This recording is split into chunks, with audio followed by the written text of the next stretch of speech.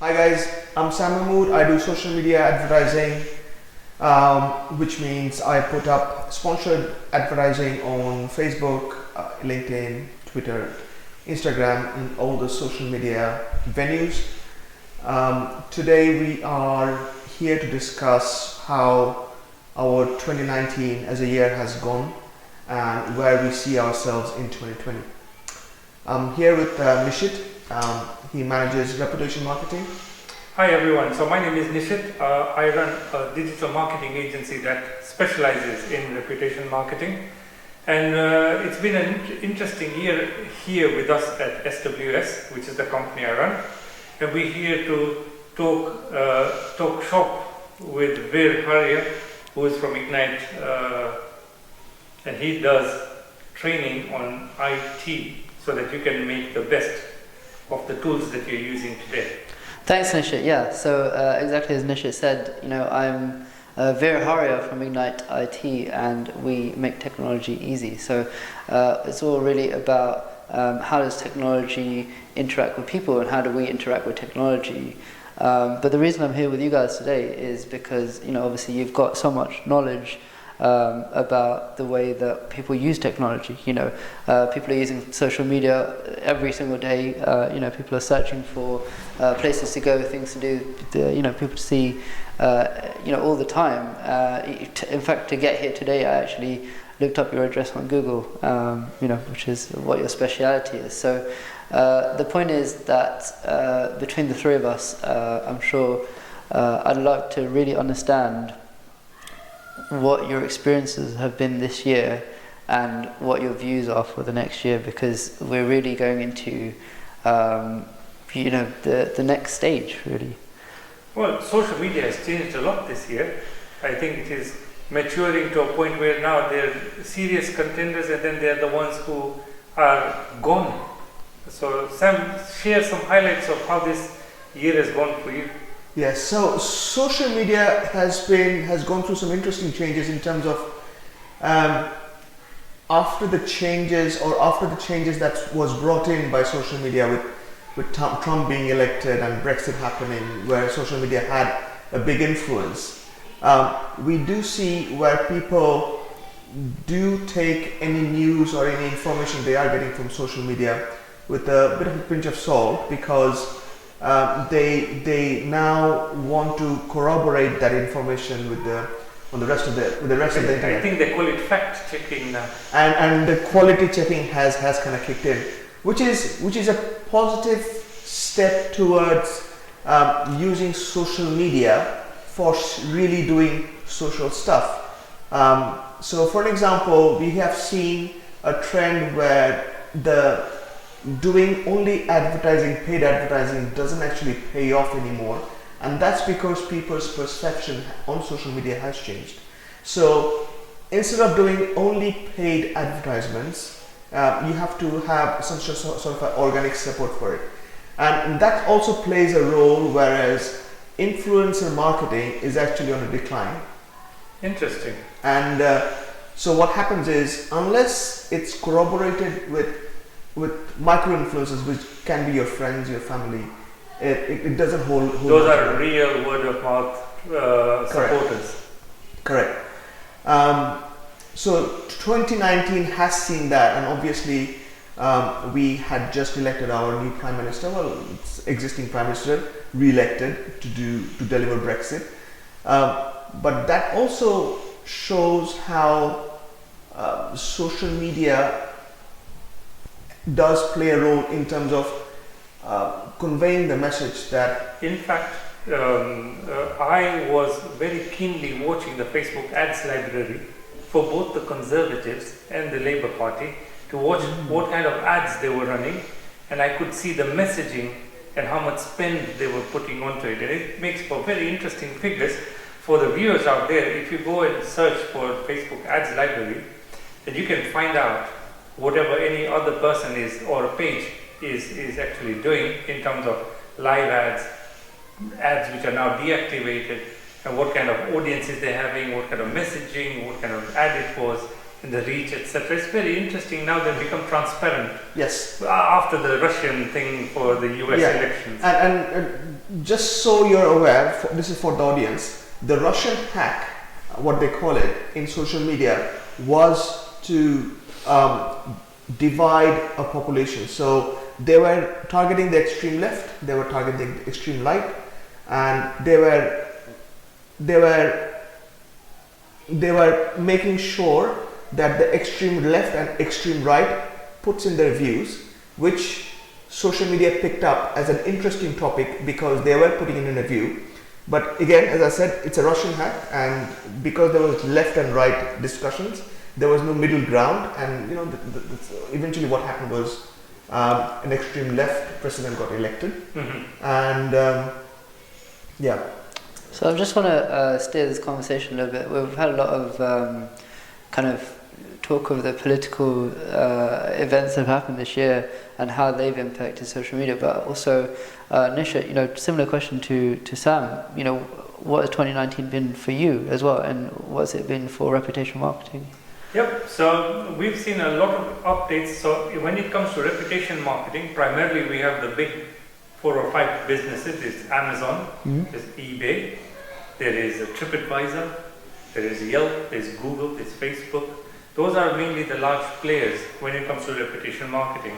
Everybody wants to know, before I go on a holiday, I need to check out on TripAdvisor, is this resort good? Will I get good service? Or if you're buying something on Amazon, you'd rely on somebody else's review before you buy that vacuum cleaner. You've never met this person, yet your buying decision is based on the feedback of an unknown person. Strange. But they say that after word of mouth being the most strongest form of advertising, online reviews are the next most trusted form of reviews. So in the last year, we've seen a rise in what we call fake reviews, where some people are being targeted by the customers or trolled.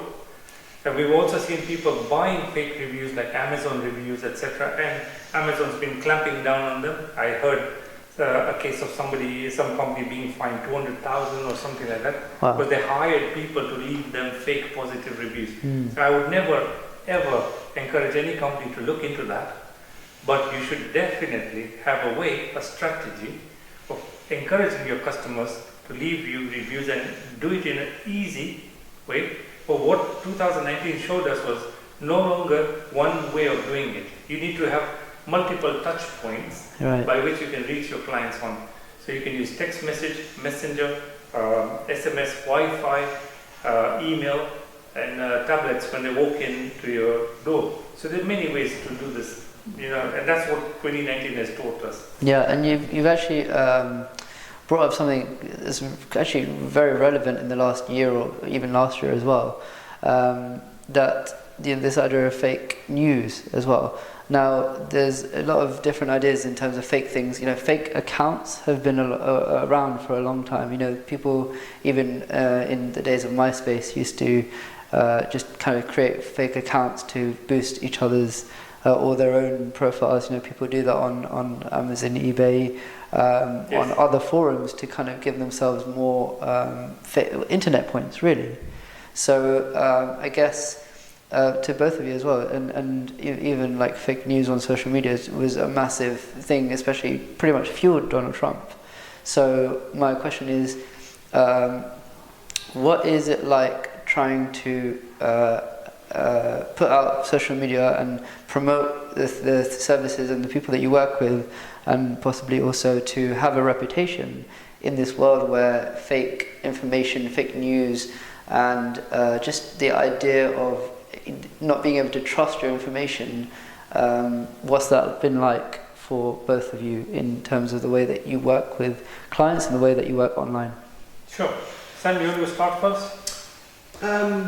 It's been the challenge has always been in social media to corroborate the information, because it's social. It's coming from unverified source, and this year we have seen the change in perception in people to corroborate the information beforehand because of whatever has happened before. Facebook has taken some steps, whereas they now show who's sponsoring a political ad, which is, I think, the right step. But Facebook should also be taking the right steps in terms of when it comes to products and services, and when the ad goes forward for a product or service. This year has changed the political change, and I'm hoping that it will reflect upon products and services going forward. Yeah, for us, when it comes to negative reviews or fake reviews and things like that, I would say start with personal branding. If you start with personal branding and you make sure that you lead the company, put out some good content, let the community know what you do, get involved with your local community, support some local charities, get your brand out there in a positive light, then lead by example in these kind of things, then you'll be fine. Where we do have problems is where people have got some sort of a reputational issue and then they come to us. It's too late. By then the reputation has already had a problem. It's in the media in a negative light, and it's very difficult to get rid of those kind of articles. You need to pay tens of thousands of pounds to get that kind of thing back on the out of page one. But then there comes the sort of the old adage of no Smoke without fire. No, it's the idea of all publicity is good publicity. Well, yes and no. So you can see the case of Elon Musk and the Cybertruck and the window smashing. Didn't stop him from getting a couple of billion in orders for the truck. Exactly. Right. So it's because his personal branding is so strong. Right. He's done some really amazing marketing. If anybody just cares to follow what he has done, it's amazing in terms of without any major publicity or major marketing campaign, he's already got a couple of billion worth of pre-orders for a truck that doesn't even exist yet. But what I find interesting with reputation marketing in 2019 is that people, the companies, they are really going for being or trying to show that they're a responsible company, rather than only showing that only showcasing their product. We have seen a trend where they actually go out and show that they are doing something for the community, for the planet, for the customers in general. Absolutely. I think the public is maturing now, and they expect their suppliers to be of a higher standard. Yeah. And like for us as a company, we work with I think 15 or 17 different community and charity organizations, and we support them in ways that we can. And that is not only good for us as a company, it helps our staff also to pull together. They are going for a skydive, for example, now in support of a charity called Insu's name. And so that's going to happen soon. We'll raise some funds for them. And I think it's a great way to have that green, ethical, high moral standards being involved in your community sort of organization, which is what people would like to be associated with. Yeah. And the companies of the future who grab onto this idea are going to do really well. Yeah.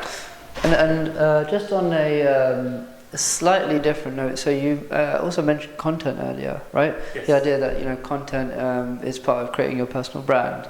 Now, obviously, content, as Sam specializes, can be text, audio, visual, or videos, or maybe even more interactive stuff as well. But I guess my question really is around. So for you mentioned that in terms of reputation, it comes down to eBay, Amazon, Google, and what were the other two?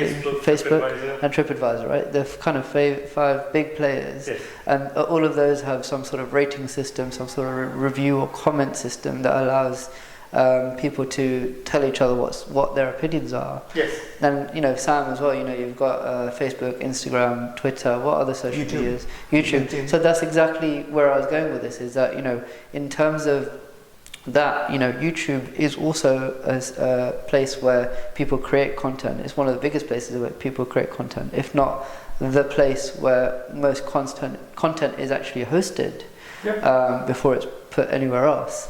So, it's got all of those things. It's got a system where content is placed and where you can build a brand, where you can actually leave reviews, leave ratings. And not only that, with the addition of something like Patreon, now people can actually earn money and create an entire job or lifestyle through YouTube, because you're able to you get donations and therefore make enough money to keep funding. There's some really big YouTube channels. Well, so how does that play into both reputation marketing and social media?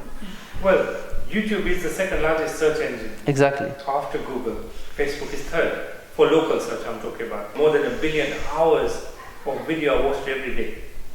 So there's a video on any kind of topic that you dream about. Exactly. So definitely there's a scope for anybody putting content out there.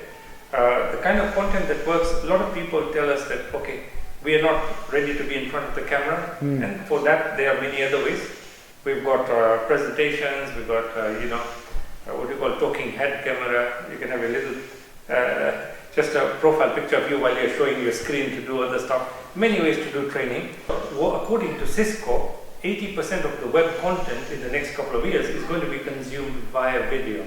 Because video is more interactive, it's more engaging than text or photo. So that's where the world is going, with bandwidth becoming more accessible, devices becoming smarter and cheaper. So video is going to be here for the longer run. So I would advise anybody who's not doing currently any videos to seriously consider starting to do some. It's very easy. You can just use your mobile phone, plenty of apps that can allow you to do some amazing things. And you don't even really need the expensive PCs and gadgets to sort of edit and put together a little video for your business. Yeah, and I suppose the great thing about video as well is that, with a picture, there's only so much you can tell. A picture says 1,000 words. Yes. But a video is a combination of pictures. So there was who's seen that advertisement of the $5 the razor blade subscription company? The Dollar Shave Club. Right, Dollar Shave Club. Yeah. That video was done very simply and shot by somebody. It was a startup, right? They didn't have funds or anything. It went on to get millions of views, and then the company went on to do really, really well. That's because of the power of a well done video. Yeah. Right. So video does work, definitely. Sam, what do you think on your side for social media? Does a video convert better than normal other kinds of ads? How do you see it working? The video does convert better, and doing the video, as you said, is not as pedantic or difficult as it used to be. So companies should definitely take advantage of the video. What we also see is that if you engage your company employees to do their own video and do their own content, that has a positive role in terms of showing that your company is responsible. It looks after its employees, and in general, that pulls in a lot more audience than doing only an ad shot.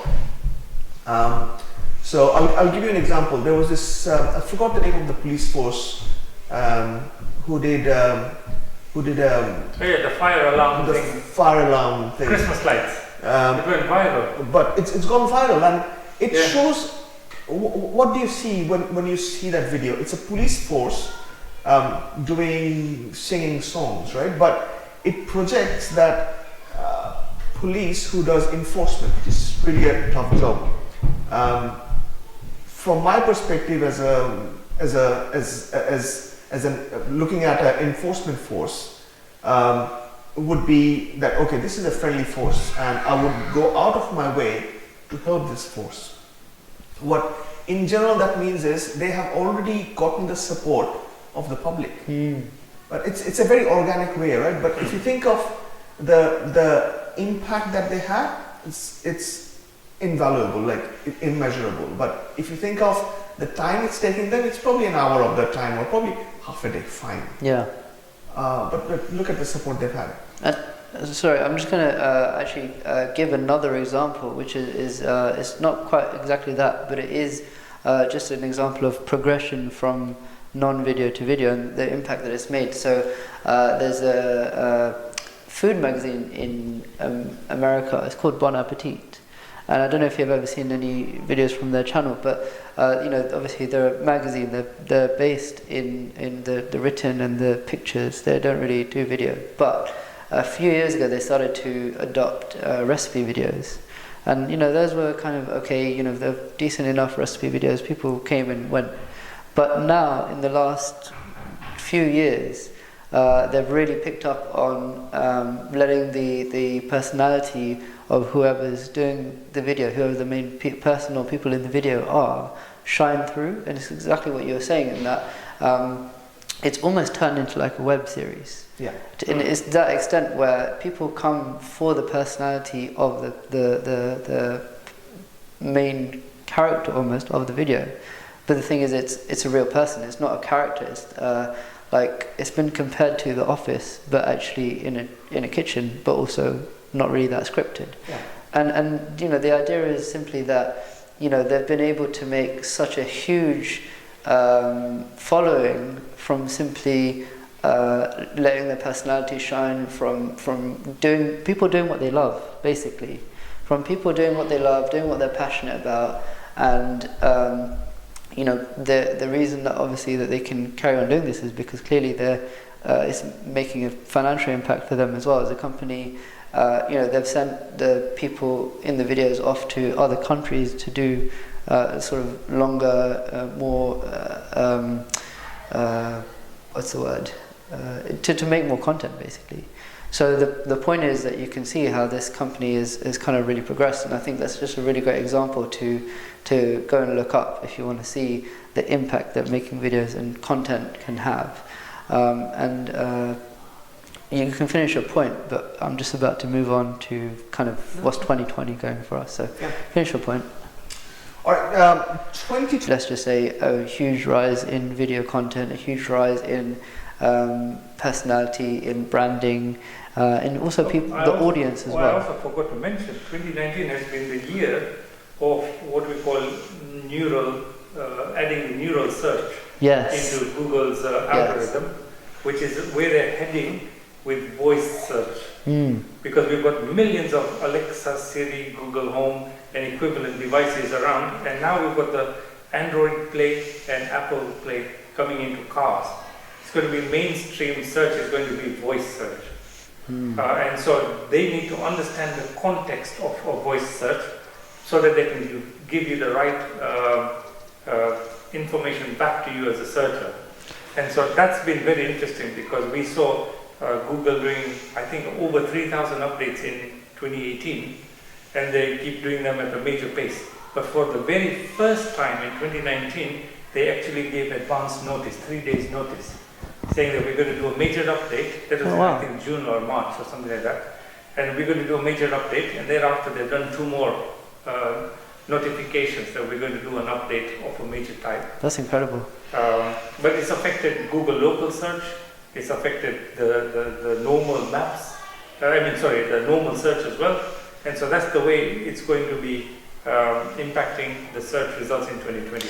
At the moment, what I'm told is the algorithm is still learning from the voice searches, so the results may be skewed. But it's obviously tied into an AI system that's going to be smarter and picking up on people's queries. There are billions of search queries a day on Google. And so it's going to pick up very fast. And so I have no doubt that over the next few years, we will have very, very intelligent responses to our search queries. You know what will be interesting though, because if you boil it down to a product level search query, I don't know what the percentage are of people who uses Google Voice compared to Amazon Echo, but I would love to ask Amazon about a product and what kind of reviews it had, which are verified and which can be accounted for. So yes, if I want to buy a TV, I just want to walk past an Echo and ask it, what do you think of Samsung Smart TV model 0? Yes. And I want some sort of a verified answer in terms of, you know what, it got 3.5 out of 5, and the major problem reported by client was ABCD. That would be an amazing feedback. I'm sure they will come up with this because Amazon's geared a lot towards e-commerce, whereas Google is geared towards a bigger, broader search phrase. Service. Yeah. So actually, that's something that you just reminded me of, and I also love how we're just very easily transitioning towards, from 2019 to 2020. What's the future going to look like? Where are we going next year? And you've actually just kind of reminded me that you mentioned Google Voice and Amazon Alexa, Echo, but also there's Siri as well, and there are other voice search or voice command services. So I guess one thing that just came to my mind was that obviously Siri, when you use it to search, it uses whatever engine it does.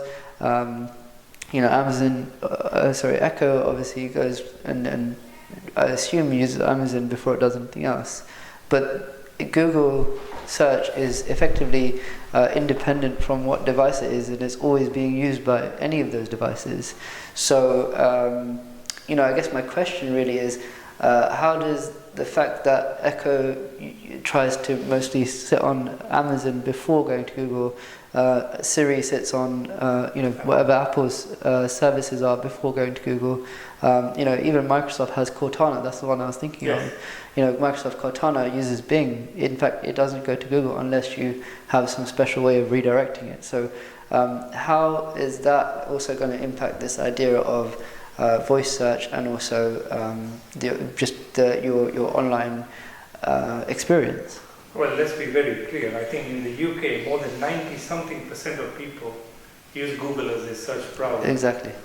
So that is a different case than the number of people who use other devices like mobile phones and the smart speakers, etc.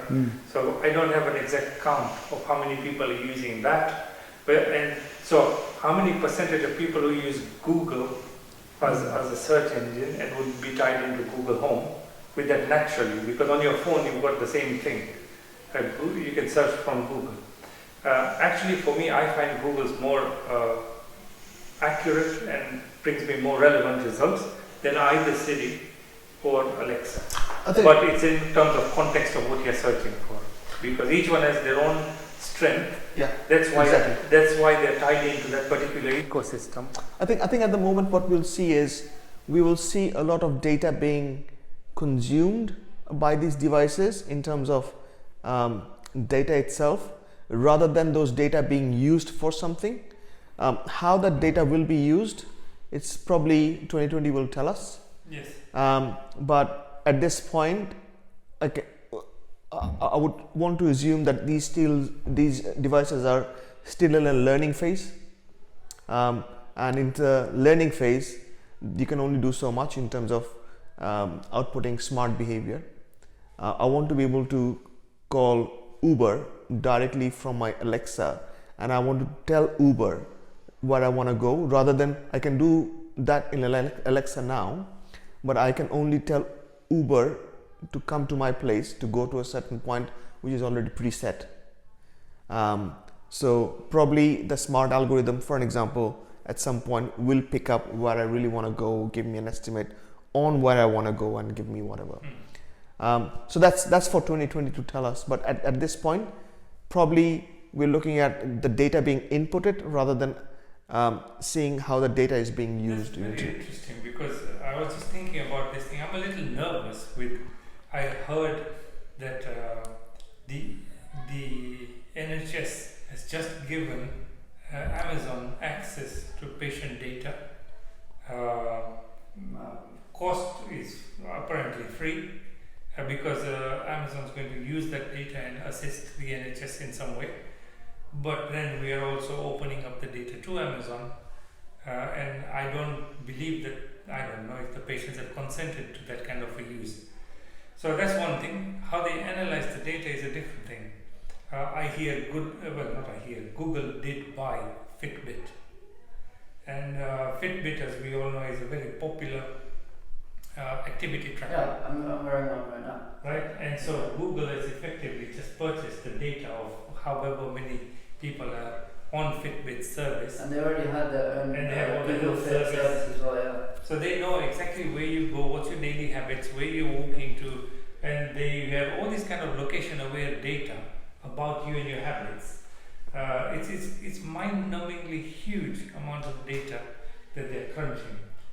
So in terms of like data and statistics, you just prompted me to look some stuff up. So here's some top 10 voice search statistics from Quora created them, just stating where it's from, because obviously we were talking about verifying sources. So grocery shopping accounts for more than 20% of voice-based orders.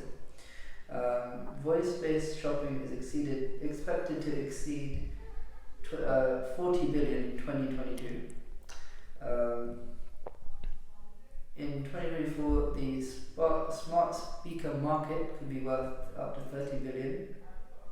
60% of smartphone users have tried voice search at least once in the past 12 months. 55% of teenagers are using voice search daily, which is very interesting. So that's going to be the trend, the norm. Yeah. And in terms of accuracy, this is what we were talking about earlier, Google Home is the winner by far, answering 81% of queries on average correctly. And more than 20% of voice search queries are triggered by a combination of only 25 words.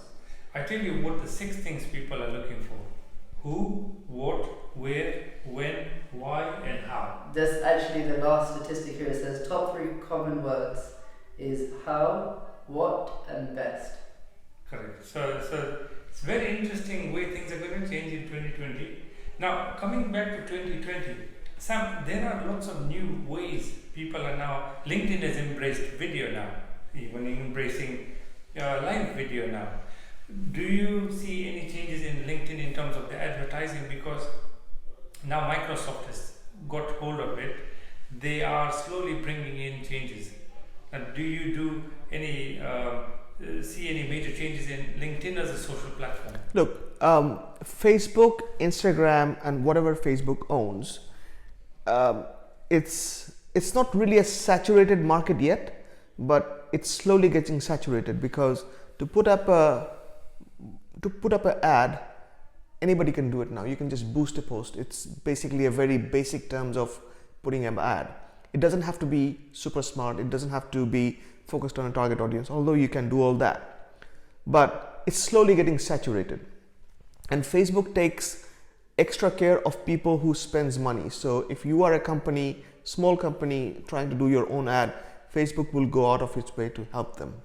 Now, what does that mean? That means that other avenues, other social avenues are still cheap. When it's saturated, it's expensive. When it's not saturated, it's cheap. LinkedIn is unsaturated. Whatever audience you get in LinkedIn, it's still cheap. So LinkedIn will be used. LinkedIn will have to come at par with Facebook and Instagram at some point. But LinkedIn is not there yet. So yes, 100%. We should take advantage of that. We should take advantage of the cheap ad. Now, whenever you're thinking of social media, because LinkedIn is a bit late in this game, social media has driven to a point where you have to support, as I said, organic material with paid ads. So if you're thinking of doing LinkedIn, fine, get a specialist who can help you, but always think about posting an organic material and then backing it up with some sort of an ad. Fantastic. LinkedIn will bring in AI or machine learning or whatever it is. But again, the basic rule of thumb should be, do not only put up ads, use your organic channels and then back it up with paid ads. Yeah, I agree. So in Google, we have a similar thing coming up now. So as you know, 2018 that Google Plus went? Yeah. So what followed behind was the transition of Google Plus into Google Maps. So now they've rolled out most of the features of Google Maps Google Plus into Google Maps, made it like a social platform. You can now actually follow your favorite companies as a follower. Yeah. Because now they've got social updates. You can do updates, product info, events, things like that. And that's is that all through Google My Business or through is that Google My Business. Yeah.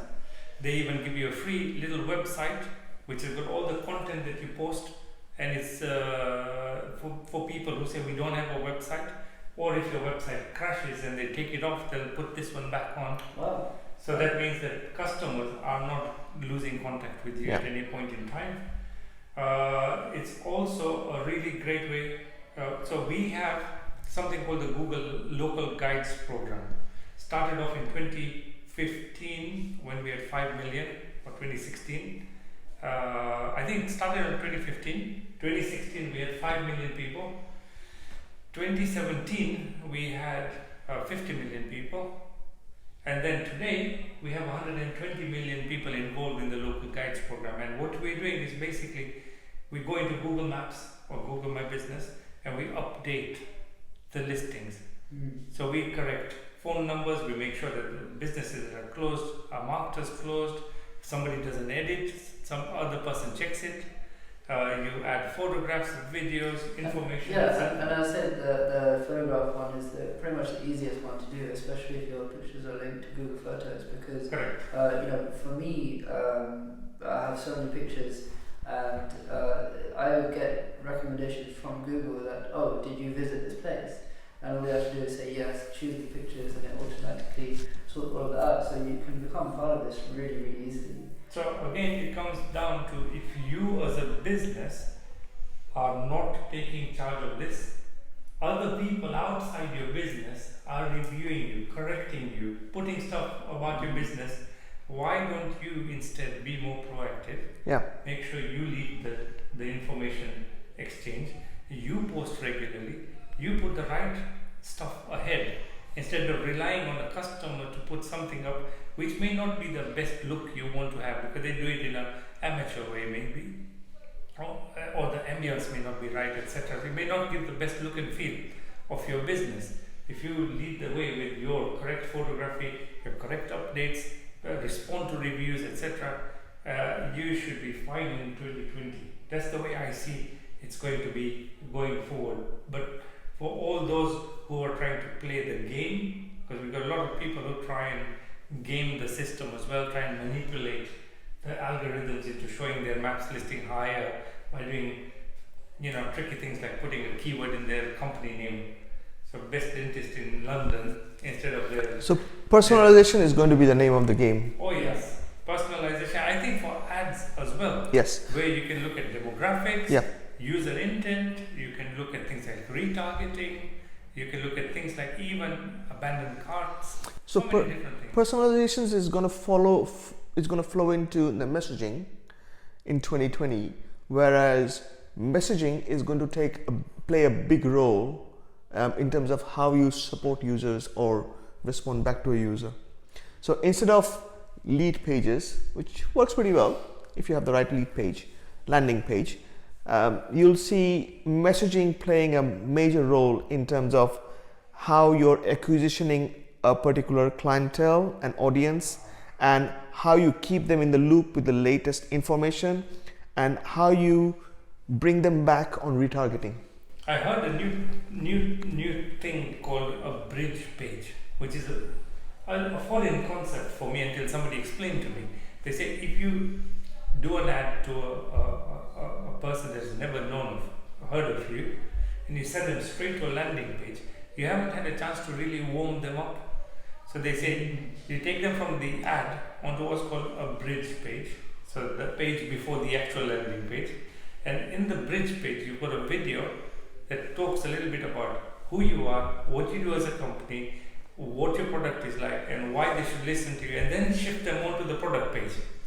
So by the time they come to the product page, they're actually warmed up and the conversion factors are higher. So this is so I want to have you heard of Roger Hamilton? Mm-hmm. Yeah. Wealth Dynamics, right? So Roger Hamilton is just famous for helping people understand how to work together, how they work, so that they can work together better in teams and that sort of thing. But he's also a fantastic connector, and I would say that he is someone who really understands Google and social media and that sort of thing very well. And one of the things that he was describing was this idea that you can't just put something out there and then have them come to you and then they buy. It's no longer that sort of world anymore. It's more of a case of the fact that because people are so distracted, in fact not just distracted but also people have lost trust in their information. So people are both distracted by the amount of information, by the volume, and they've also lost trust in the information that's out there, which means that before you even try and build an audience, you need to get people's attention, by an eye-catching post or a video, whatever it is. And then once you've got their attention, then you can start to get their time. Because if you get their attention multiple times, they'll start coming back to you. So then they'll become a follower of you. And then when they become a follower of you, then you have the opportunity to actually interact with them, engage them even further, and then they can actually become part of your community. A fan. A fan, exactly. And there's a famous idea that you don't need 1 million customers to be a millionaire. All you need is 1,000 raving fans. So then that's the point, is that once you've got attention, time, commitment, or community, then that's really the stage where you can actually engage financially with a suggestion of a product or whatever it might be to get them to actually purchase something.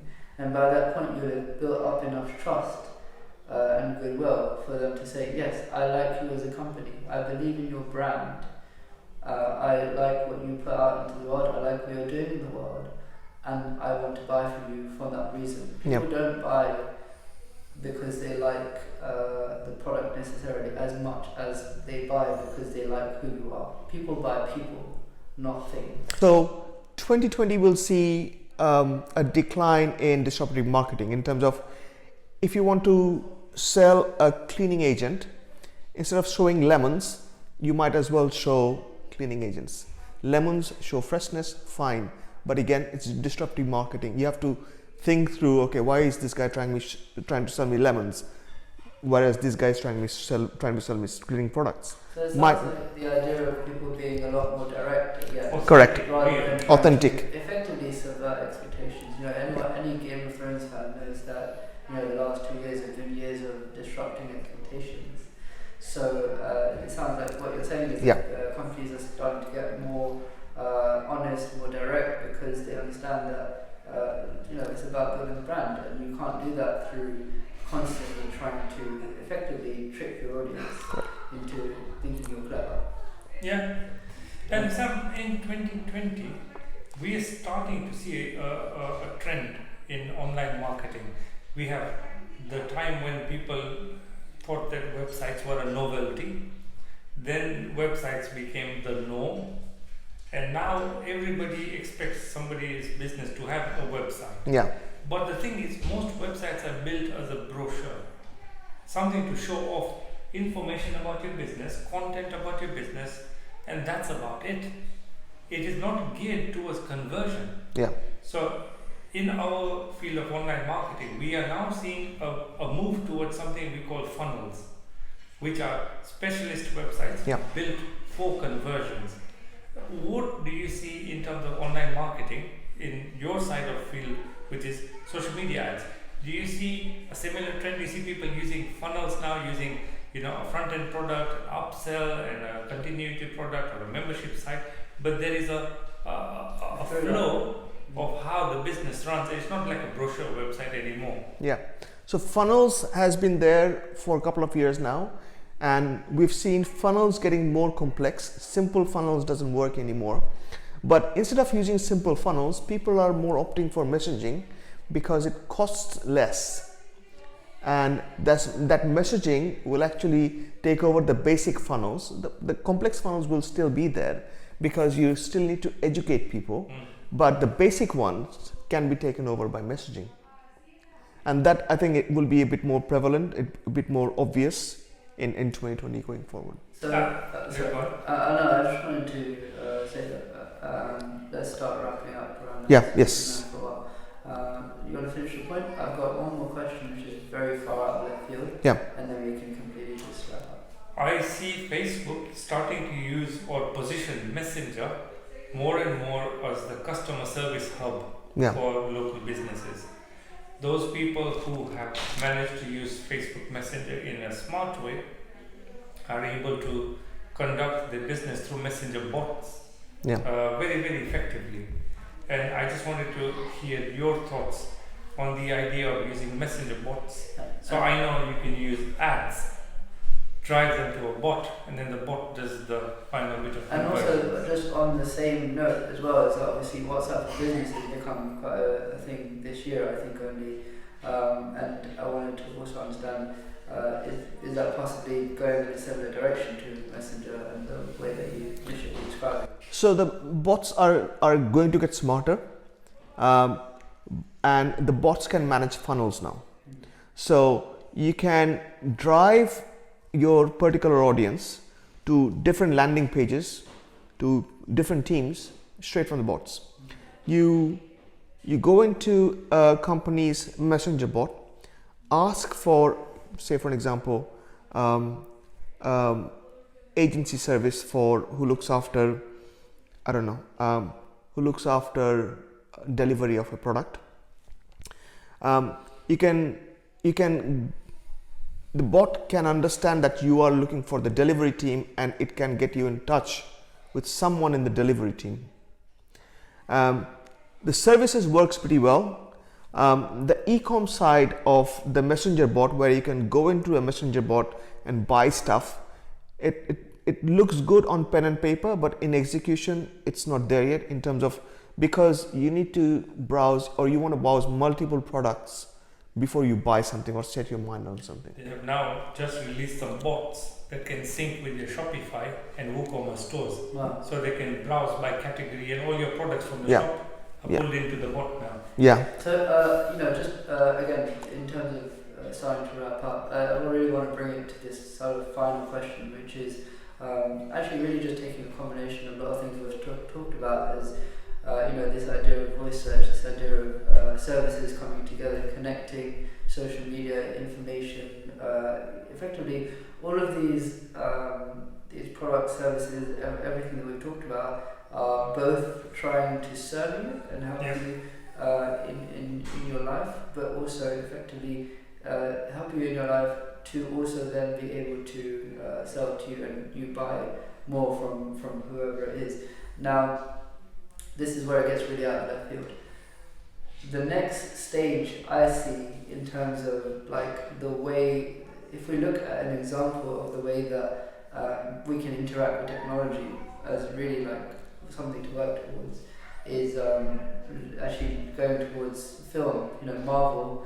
If we look at the first Iron Man, and just Iron Man in general, the way that he interacts with his AI assistant, the way I see it. In fact, there was someone that had an advert that was saying that you have your physical self and you have your online self. But effectively, the idea is that eventually, we will all have this sort of AI assistant that is going to constantly be essentially a combination of all of the information about us, plus all of the information about all of the products and services in the world, and all of the other information, and combining those two things to serve all of our needs. So the reason I kind of covered all of that was just because to kind of say, okay, well, to be very, very brief about this, because it's all just speculation, but one, do you think that's kind of where it is going? That idea of everyone having their own personalized AI thing, even if that is simply facilitated through effectively Google or some other technology giant combining all of that data from effectively buying all of these companies or partnerships or whatever, it will start off as this thing that exists between multiple different companies, but eventually just become accumulated into one, and each person will have their own thing. Is that something that where you see it going? Because that's absolutely where I see it going, and effectively, that really leads into the next 10 years. Just a really brief insight from you of what you think the next 10 years will be in terms of the online experience, the online presence. The potential of AI both excites me and also makes me a little bit nervous, Yeah. because I think that the rise of true AI will be the end of mankind. And I think it's Ray Kurzweil who talks about the idea of the singularity, which is the point where we develop a true AI, as you said, that is smarter than humans, and that will become a point where once we've developed that, there is no going back from that effectively. No. But it's a very exciting time, definitely, until one crazy corporation or one crackpot person does something silly. Till then, we are able to enjoy the benefits of AI. So, for example, in Japan, where we've got an aging population, they have embraced this fully. They've got robots doing various things. I was talking to one of my clients who says they make bespoke furniture. The furniture is made in Italy, and the entire factory is run by only 2 people. They're not allowed to get anywhere near production. Everything is done by robots, right? If you look at the robots doing the car assembly plants, they're just marvelous to watch. Yeah. However, I would say go and look at the Boston Dynamics videos. Yeah. That is amazing and scary at the same time. And how does that affect your online experience, online presence, online? Well, the thing is, it's so easy to game the system. The way people are, they can be easily manipulated by bots. We've seen it all the time in social media. The social media accounts are being manipulated by bots, run by bots. Any new technology is exposed to weaponization, basically. Now imagine we've heard the case of, for example, we've got all these. So if you're doing any kind of trading, they're run by intelligent bots. Now, who decides that the bot's algorithms are correct or not? If another bot interacts with this one and just slips in some sort of code and it makes this one skew its own calculations, who's responsible?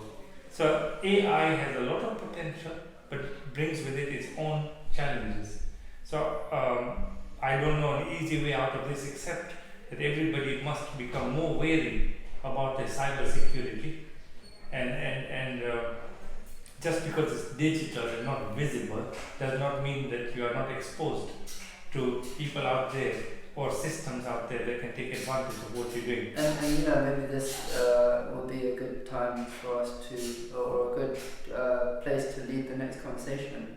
Next time we do one of these, is we can actually say, okay, here's where we got to last time. Let's bring in Danny as a cybersecurity expert to actually talk about that as well. Absolutely. Now, I guess I'd also like to hear your thoughts on that, but then also any sort of closing thoughts that you have. Well, I don't really want to go into the longer term implications of AI in our lives and lifestyle, but medium term, I always see a need of the need to access information.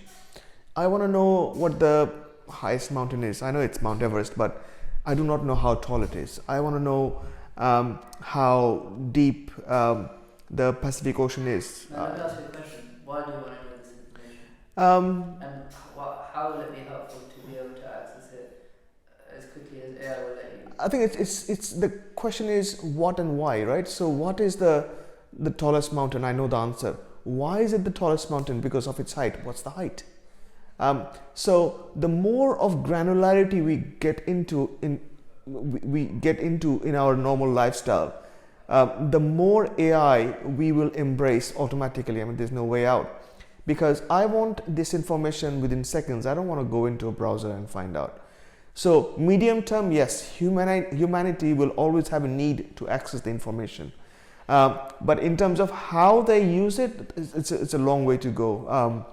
It's a long way to figure out how the regulation is going to play out, how the governments are going to use it, how the governments are going to oversee the corporations. So I really don't want to get into that. I would hate myself to be the Neo in Matrix, because I'll probably take the wrong tablet. But I would again, as Nishit said, I would love us to be there, because we would want the AI to be directed correctly, but I would not want anybody to abuse it. But it's a very long discussion. This 2019 was the first time that Google came up with a real quantum computing problem solved. Right? They did it in a matter of minutes what traditional computers would take many years to do. Right? So that alone brings the thrill of the potential of what it can do for the world. And that's another whole leap in technology. The last leap in technology is really. Then we got the other side of AI, which is what we call the deep fakes, where they had the most famous or infamous one was, I think it was Mark Zuckerberg's. Yeah. Right? Yeah. So that's using AI, and so AI has the potential to be used for good or bad. I've seen one of my clients who got a contract with the NHS using an AI system they've developed to look at bone scans, and they are more accurate than the doctor scan. In fact, this isn't quite AI, but it is at least the idea of using information to enhance our experience in the world. Which is, I recently bought a Muse headset.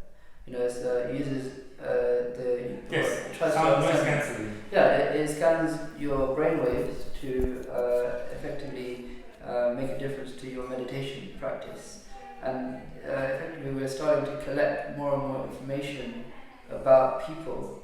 And eventually, maybe the Muse will be sold to Google and they'll know what you're thinking. But look, this is all very. We can go in many ways. We've gone into speculation zone. Exactly. So there's the last thing I want to touch on as well. Just the idea of fictional. I really love sci-fi. Basically, I really look to it for inspiration. It's the reason I did computer science in the first place. Halo has some really good examples of the use of AI. As effectively the evolution of humanity to the next stage. And it's the idea of being able to access information is not even at your fingertips, but at your brain tip.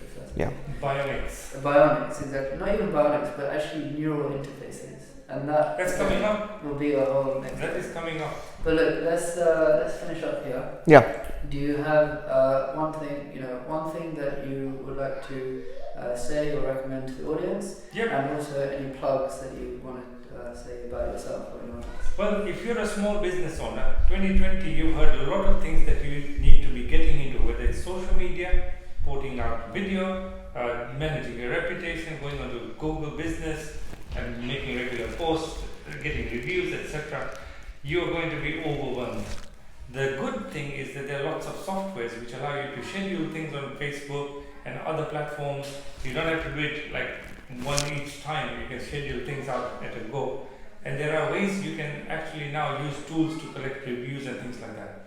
So you need a company or a service that can help you put everything together for you. If you're a bigger company and you have in-house teams, then what you need is a specialist who can help you take your team from where they are to the next level.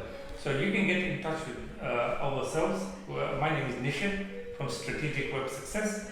We can help you with the local marketing kind of side of things. Sam?